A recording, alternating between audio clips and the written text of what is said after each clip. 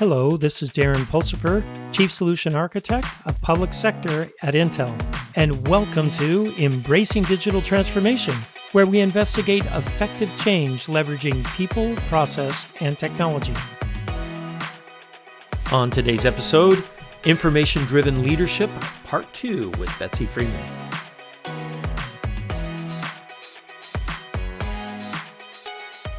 Tell me some of the things that didn't work out for you, or that you went down one route and you go, wow, that didn't quite work out. Did you have any experience like that? I had a lot of that. And I will tell you, my leadership experience is that I'm still in the learning mode. Unfortunately, I don't think I'll ever mature enough. I'll be in the learning mode for forever. I'll give credit to being able to survive the mistakes, and there were many. Because we had no guardrails. We just kind of put two bumpers in place and we started driving the car down the highway at a very high rate of speed. And we dropped we dropped a Porsche engine into a VW body. Okay. So we were not at all where we thought we would be when we started this. But the credit goes really to my team who did a lot of work and learned with me about taking hits when you were wrong. I went in with the premise that if we failed at something, it wasn't going to be the end of what we were going to do. And people were, of course, very worried about that, right? And so we kind of had this instant reaction when we started of, geez, I don't want to tell her if we couldn't get it or if we did it wrong, and now we got to go back and do it, and we can't make the 10 days. And so they just didn't want to do. So I just kind of got rid of that. Darren, and I got rid of it not because I had some great leadership skill, but because the environment in which my leadership allowed us to be and allowed us to rest, they enabled that. I got myself chewed out by some very high level people at the Pentagon on the E-ring, and oftentimes in front of my entire team. I used to take my entire team in, whoever was on an analyst group, to do a particular problem when we went in to brief it to the CIO before it went to the deputy secretary or the secretary. And it always made everybody in the front office very mad because I trooped 35 people in there, right? Because I put everybody that did anything, any support, any whatever, and not just the core team, right? Because we were all involved in all of the work. It's all success or all failure, and we're all in it together. And but they would see me get chewed out badly, knowing how much we did. And what I figured out very quickly is I couldn't blink. I just took it and said, you're right, we should have done it this way. I didn't offer an excuse. I didn't defend myself. I just took it and said, you know what? We didn't get it right. We'll go back and we will get it right. And we'd go back and they'd all be apologizing. And I'd say, no, you didn't do anything wrong. We just missed the mark. So let's just keep going. And they're like, okay. So we just went back at it. And then we turned something even better. And so Betsy, that's an incredible lesson that you taught your staff. That's brilliant, right? Because a lot of times when you go in and you get railed, then you have to come back and through your own filters, figure out how you're going to communicate to the team that we missed the mark. Instead, they got to hear directly from the customer. That's right. And again, to credit the leadership there, I had the agreement with the CIO and the principal deputy that if we ever did screw something up, which, like I said, we did on a number of occasions, that if they were gonna correct me there, I didn't care that they corrected me in front of the team, but I wanted them to correct me as the leader and not the team. And to the credit of both of those leaders, they made a point of just chewing the living daylights out of me. And then in the next breath, they would say, and team, you did everything you were supposed to do here. We see the level of analysis. We see the level of this, whatever, right? And so it didn't, I was worried the first time that happened, it was going to be about the leader's failure. It wasn't. The team saw it and they internalized it and they went, if she failed, we failed, right? And I said, well, so we failed together, we win together. And we just kind of went on. It just when are you going to write a book, Betsy? You need to write a book about this stuff. Yeah. I seriously, I've never met a leader that ever did that. Like I say, it was only because I was in an environment with leaders above me that allowed me to do That it. allowed it to happen. I think it's a brilliant technique because your team gets to see you as the leader. I am responsible, Yeah. right? If we didn't hit it as a team, that's my fault, Well, right? it is ultimately, Yeah, right? ultimately it is. And Ultimately, you're the one that's accountable. I think it goes back to the thread I keep coming back to, and that's the thing on leadership. Because at the end of the day, if you're not down in it enough to know, and I get it, organizations are big and they're complex, and I only had a team of 50 people there. But at the end of the day, the outreach that we did from there crossed all of the Department of Defense. Um, it there has to be some ability to take yourself and put yourself into where people are thinking through those issues. If you want to understand them as the leader, and it does make you accessible, you have to be accessible, you have to be accountable and responsible, and they have to see you be accountable, right? Because if you want them to be accountable and responsible, they got to see you do it. And yeah, if no. they don't see you do it, if they don't see you do it, they have no incentive and no reason to do it themselves. They really don't, in my No. personal opinion. That's pretty incredible.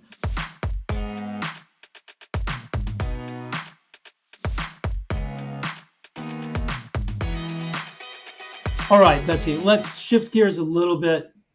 Tell me about one of your biggest successes that you just went, maybe that was awesome. You know what I mean?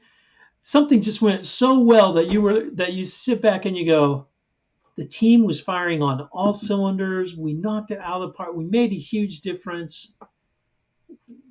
What made it happen, and how did that happen for you? So let's see. I don't want to get too lengthy here on you, but I think the last question you gave me is related to this question. What were the things that were the toughest, right? Because we had a lot of places where we tried to do things that it didn't work. People didn't want to work with us. We didn't have enough data to actually do a good analysis. We didn't have the right people, and we had to get it figured out, right? All of those things come into play. The flip side of that coin is just those same things, where we had all of the right things to put some things together. And I guess the thing that stands out in my head, maybe the biggest, actually rests as the early development of what now the department is using to audit their financials for Congress. We were in a subcommittee meeting to a committee that we'd been appointed to. And on that particular occasion, I took my deputy and one of the analysts with me because they wanted to hear what was going on in the meetings. And we were doing some review across the top of the OSD, the Office of Secretary of Defense, and the major undersecretaries areas there, to find some efficiencies and look at the accuracy of some data, because we needed to find some money that we didn't have, and we knew that it's hidden in there, right? It's wasted, it's duplicative, whatever. And we had been in this series of meetings for like 4 months, and I took these guys on this occasion, and we finally kind of got down to brass tacks where the senior leader and the comptroller said, we just have to have somebody that can do this analysis, and we're just not getting there. We're not coming to where we need to be. And I saw my deputy's eyes just get really big, and he kind of gave me this "don't do it" look, right? And I knew looking around the table that we could do it. And so I stuck my foot in it, much to his chagrin, and just said, you know what, just let us take a crack at this, right? And so the CIO's office was the last place you would go for that kind of support, but we did it. We took what we thought was going to be another 4 or 5 weeks, and we turned it into actually another 4 or 5 months. But we came up with a very large data analysis capability, which helped people to understand that when you collect data, you'll know this in the business that you're in. And everybody that deals with data gets this. If you're collecting data from many diverse sources, right? everybody says they're measuring apples and oranges, but actually it comes back as apples and pineapples and pomegranates, and you may have a couple of monkeys and a few dogs in there, right? And everybody says here's our personnel numbers, but because they're all required in a different way and the standards are different, you can't create a baseline in which you can actually operate from. So we did a lot of work to actually do that. We found and tested an analytic and automated capability, which is the precursor to what they're using in the DoD now and belongs to another commercial entity. But it was one of those things that when we got done, we sat back and we said, we can't believe we did that. And so we were very excited about it. In the end, a lot of the work that we did, there was a great handful of projects that we did the initial analysis on and said, hey, the department's got to keep going with this because there's more to be done. And this can not only save money, it can save lives. It's the right thing to do for the department and for the nation. And many of those ideas went to the Defense Innovation Unit and kept going and still live on. And so for those things, we had an opportunity to seed the field. And when you deal with large organizations like the DoD or any large corporate organization, because of all the issues with, resources and people and leadership and money and culture, you have to make advancements and transformation over time. And we were just happy to have been at the right place at the right time with the right set of leaders that enabled us to do a mission where we had some latitude. And, we just said, let's just go give it the best shot we got. And if we get it, we get it. And we had a lot of pushback along the way. But several other military services still use the basis for that analysis and what they do and how they now manage their funding and their resources on things. And so they can give a much more accurate picture of what they're doing to their leadership and thus to the Congress and everyone else. So I think if you went back and you asked everybody there, that was a big and defining moment for us because we worked very hard on it. And even we weren't sure we could do it at the start, but we ended up doing something we never anticipated.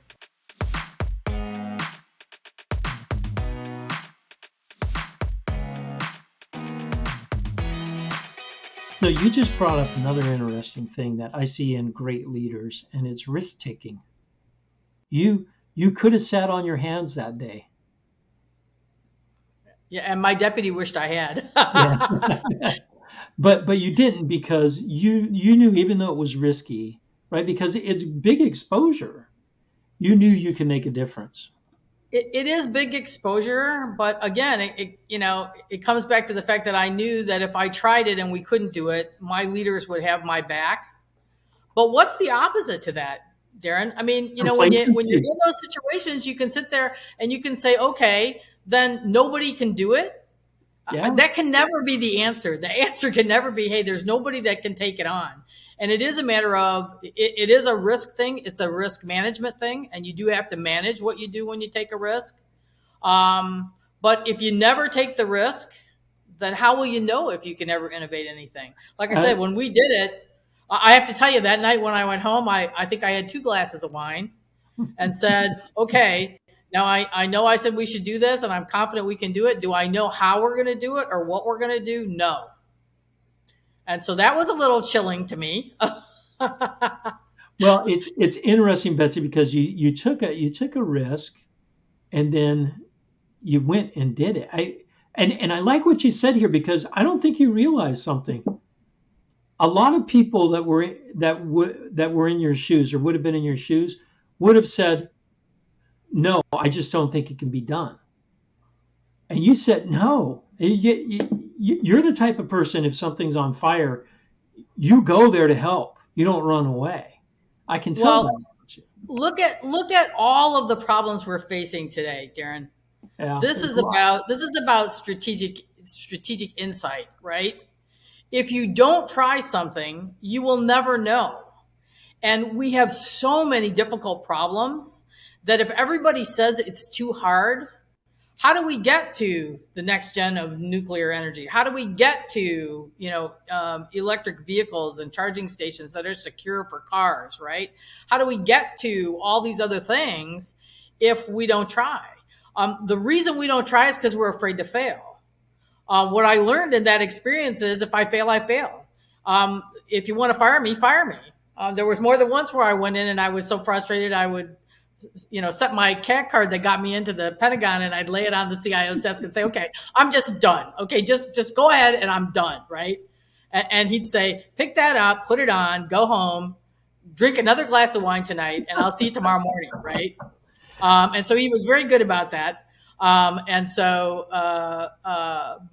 like I say, I think my premise with the team was always, and they know, I said two common things I always said. It is figure it out, go figure it out, whatever it is, go figure it out.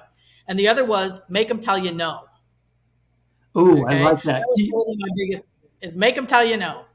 Can you elaborate a little bit more on that? Because I think I know where you're headed there, but I want to make sure everyone understands.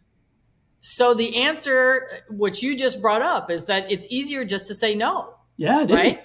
Yeah. Well, and that's what everybody does. It's just no because it's too hard. Well, what an analyst has to be able to do and a strategist has to be able to successfully do is to make a business case so strong about the impact of what will happen if you succeed and provide all the data and information about what's the cost, what's the timeline, what's the risk, all of those things. And with fact-based evidence, not, hey, I'm going to gut check this, right? So you can prove the math and everything else. But when you can do that, then you can take it in and I don't care what leader you put it in front of. This is why options are good and not just recommendations. You give somebody that's at the top of an organization, and most often you can lay out the options and you don't have to indicate what should happen because they look at it and they go, duh, I didn't know this, right? Yeah. Or I didn't see this, or there's a piece of information that I didn't have that I wasn't aware of. And that makes a difference. And they can make a good choice, right? And so every time we wanted to go do something and we knew that it probably was not going to fly on, first blush, my advice to everybody was, build the business case, make them tell you no.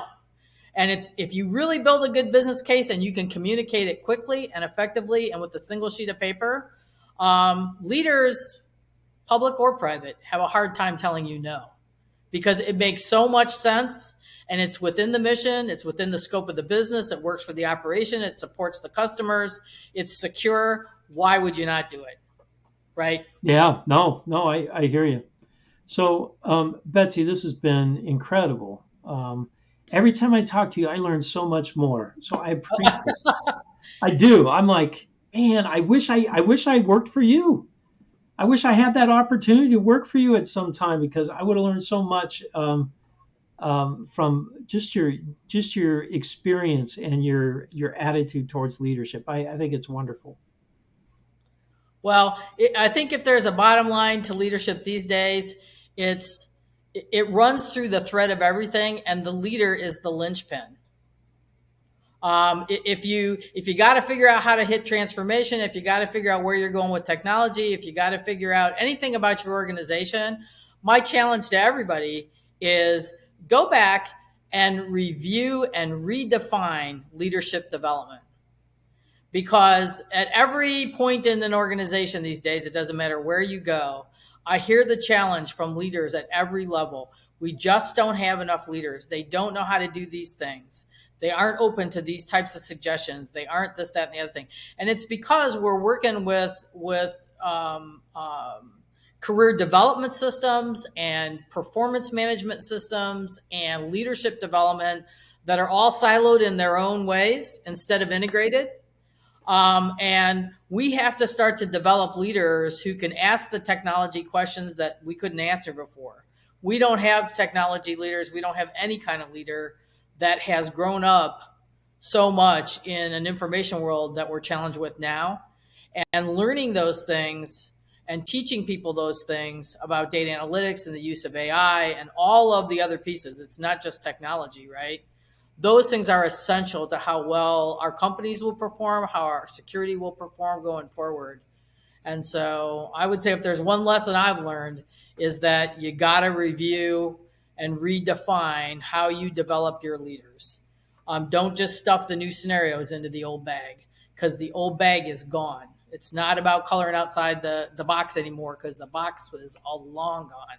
Yeah, So it's not a box anymore, is it? there's not a box anymore. There's an ecosystem now, and it's a lot bigger, and it continues to turn. It doesn't just sit still like the box. Yeah. No. Thank you so much for having me, Darren. I really appreciate the opportunity. I always enjoy talking with you. No, like I said before, thanks, Betsy, for coming on. We most definitely will have to have you come back again. And for those of you that want to hear more from Betsy, or you can contact Betsy, she's got a consulting company out of Michigan. You can always visit her in Holland, because it's wonderful in Holland. And that's Radius AG, right? Radius Advisory Group. We're at www.radiusag.com. All right, there you go. Thanks again, Betsy. Thanks a lot, Darren.